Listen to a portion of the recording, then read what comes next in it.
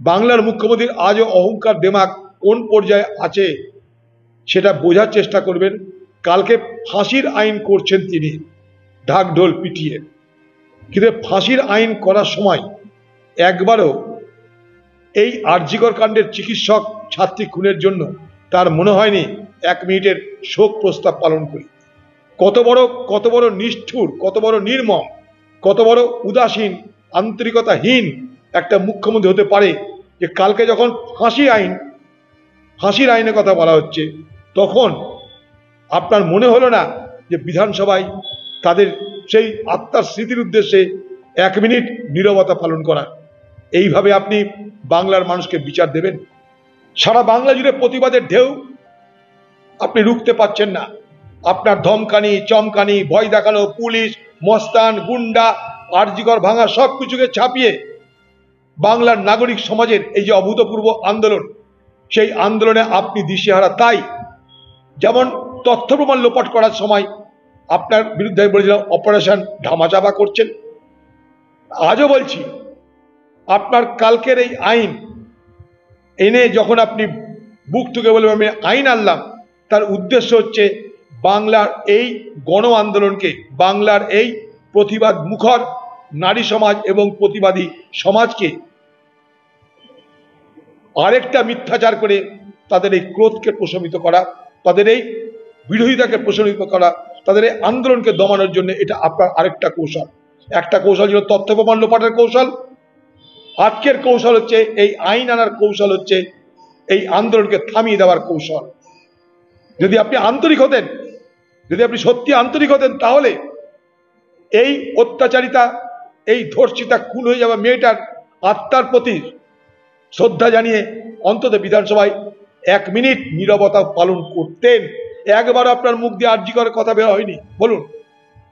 আর এই যে আইন আনছেন, এই আইন তো পরের জন্য, এটা রিট্রোস্পেক্টিভ এফেক্ট নাই, অতীতের নাই, আগামী দিনের প্রসপেক্টিভ এফেক্ট। এর সঙ্গে অভয়া আরজিকর কাণ্ডের হত্যার কোনো সম্পর্ক রাখার মতো জিনিস। বাংলায় এরকম কোনো আন্দোলন হচ্ছে যাই না যেখানটায় 22 ঘন্টা এক নাগারে কেউ রাস্তায় বসে থেকে বাধ্য করেছে পশ্চিমবঙ্গ সরকারকে, যাতে পশ্চিমবঙ্গ সরকার নির্দেশ দেয় কলকাতা পুলিশ কমিশনারকে যে তুমি দেখা করো। আজকে জুনিয়র ডাক্তারদের এই আন্দোলন, তাদের এই দৃঢ়তা, তাদের এই নৈতিকতা, তাদের এই জেদ, তাকে আমি স্যালুট জানাই, কালকেও বলেছি। এবং বাধ্য হলো পুলিশ কমিশনার মাথা নিচু করে তাদের ডেপুটেশন নিতে। সেখানটায় ইঙ্গিত ছিল পশ্চিমবঙ্গের মুখ্যমন্ত্রীর, আমি আপনি সবাই জানি।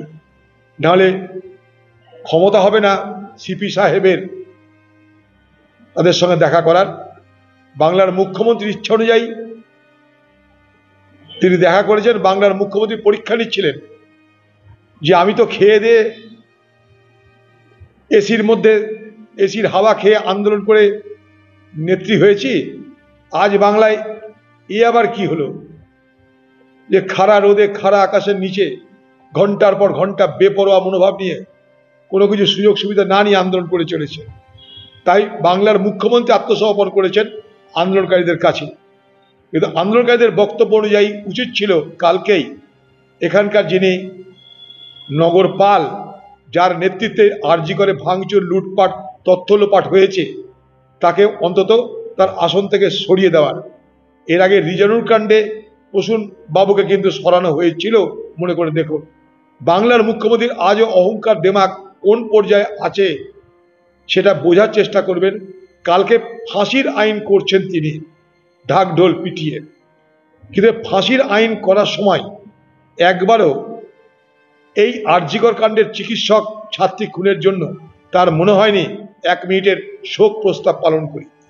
কত বড় নিষ্ঠুর, কত বড় নির্মম, কত বড় উদাসীন, আন্তরিকতাহীন একটা মুখ্যমন্ত্রী হতে পারে যে কালকে যখন ফাঁসির আইনের কথা বলা হচ্ছে তখন আপনার মনে হলো না যে বিধানসভায় তাদের সেই আত্মার স্মৃতির উদ্দেশ্যে 1 মিনিট নীরবতা পালন করা। এইভাবে আপনি বাংলার মানুষকে বিচার দেবেন?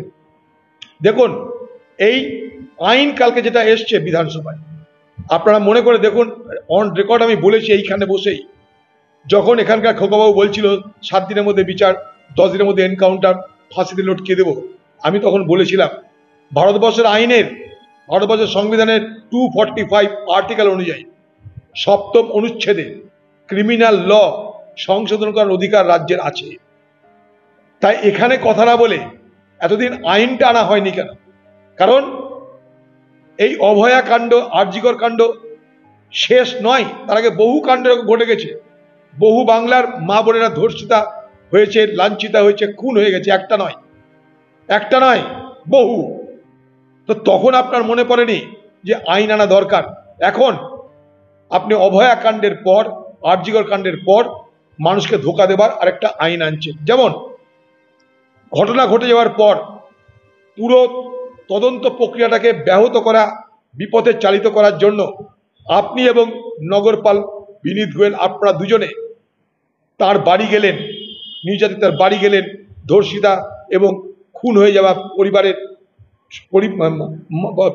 ছাত্রীর পরিবারের সঙ্গে দেখা করতে গেলেন। সেদিন থেকে আপনি তথ্য প্রমাণ লোপাটের ব্যবস্থা করছেন। সেদিন আপনি দেখা করতে গেছিলেন কেন? যাতে অপারেশন ধামাচাপা, অর্থাৎ তথ্য প্রমাণ লোপাট হয়। সারা বাংলা জুড়ে প্রতিবাদের ঢেউ, আপনি রুখতে পারছেন না। আপনার ধমকানি, চমকানি, ভয় দেখানো, পুলিশ, মস্তান, গুন্ডা, আরজিকর ভাঙা সবকিছুকে ছাপিয়ে বাংলার নাগরিক সমাজের এই যে অভূতপূর্ব আন্দোলন, সেই আন্দোলনে আপনি দিশেহারা। তাই যেমন তথ্য প্রমাণ লোপাট করার সময় আপনার বিরুদ্ধে আমি বলেছিলাম অপারেশন ধামাচাপা করছেন, আজও বলছি আপনার কালকের এই আইন এনে যখন আপনি বুক থেকে বলবেন আমি আইন আনলাম, তার উদ্দেশ্য হচ্ছে বাংলার এই গণ আন্দোলনকে, বাংলার এই প্রতিবাদ মুখর নারী সমাজ এবং প্রতিবাদী সমাজকে আরেকটা মিথ্যাচার করে তাদের এই ক্রোধকে প্রশমিত করা, তাদের এই বিরোধিতাকে প্রশমিত করা, তাদের এই আন্দোলনকে দমানোর জন্য এটা আপনার আরেকটা কৌশল। একটা কৌশল ছিল তথ্য প্রমাণ লোপাটের কৌশল, আজকের কৌশল হচ্ছে এই আইন আনার কৌশল, হচ্ছে এই আন্দোলনকে থামিয়ে দেওয়ার কৌশল। যদি আপনি আন্তরিক হতেন, যদি আপনি সত্যি আন্তরিক হতেন, তাহলে এই অত্যাচারিতা, এই ধর্ষিতা খুন হয়ে যাওয়া মেয়েটার আত্মার প্রতি শ্রদ্ধা জানিয়ে অন্তত বিধানসভায় 1 মিনিট নীরবতা পালন করতেন। একবার আপনার মুখ দিয়ে আরজি করার কথা বের হয়নি, বলুন। আর এই যে আইন আনছেন, এই আইন তো পরের জন্য, এটা রিট্রোস্পেক্টিভ এফেক্ট নাই, অতীতের নাই, আগামী দিনের প্রসপেক্টিভ এফেক্ট। এর সঙ্গে অভয়া আরজিকর কাণ্ডের হত্যার কোনো সম্পর্ক নেই। মুখে দেলছে আমি হত্যাকারীদের ফাঁসি দেব। আপনি যে আইন আনছেন, সে আইন যদি কোনোদিন বাস্তবায়িত হয়, আপনার ক্ষমতা নেই এই আইনের দৌলতে যে আপনি এই আরজিকর কাণ্ডের অত্যাচারীদের ফাঁসিতে ঝুলাবেন। আগামী দিনে কি করবেন আপনি আইন নিয়ে? নানা রকম লোককে নানাভাবে ফাঁসানোর চেষ্টা করবেন, যারা আপনার বিরোধী, যারা আন্দোলন করেছে তাদেরকেই ধর্ষণের ক্ষেত্রে আসামি করবেন আপনি। আপনি এতে অভ্যস্ত। পুলিশ মিথ্যা সাক্ষী তৈরি করবে, আপনি সব পারেন। তাহলে আইনটা যে কাদের জন্য? যদি অভয়া কাণ্ডের জন্য আইন হয়, আরজিকর কাণ্ডের জন্য আইন হয়, আপনি আনেন মানুষকে ধোঁকা দেওয়ার জন্য, তাহলে বলে রাখি এই আইন আরজিকর কাণ্ডের অপরাধীদের জন্য কখনো প্রয়োগ হবে না। কারণ এই আইন অতীতের জন্য নয়, আইন ভবিষ্যতের জন্য। রিট্রোস্পেক্টিভ নয়, প্রসপেক্টিভ, যতটা বুঝি আমরা। আমি চ্যালেঞ্জ করছি এটা।